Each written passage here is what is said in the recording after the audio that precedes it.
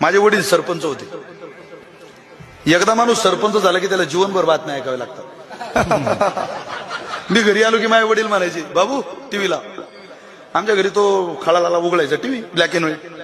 तो टीव्ही चालू करायचा. 3 भाऊ आमच्या वडील नाही, 3 भाऊ मिळून एक टीव्ही होता, ब्लॅक अँड व्हाईट. सगळ्याच घरातली पोरं टीव्ही पाहायला. टीव्ही चालू केली की चित्र नाही. माझे वडील मला असं पत्राच्या घरावर चढून द्यायचे.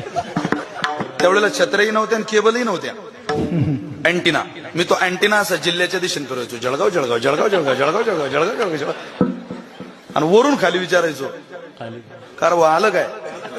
आमचा चुलत भाऊ होता, तो म्हणे मुंग्या आल्या गळ्या. इन चित्र फिरो थोडा टाइम. चित्र आल्यावर तर आनंदच प्रमाणच म्हणायचं, पुण्य फळले बहुधा दिवस भाग्य उदय. पण त्यावेळेला चित्र आनंद देणार होतं.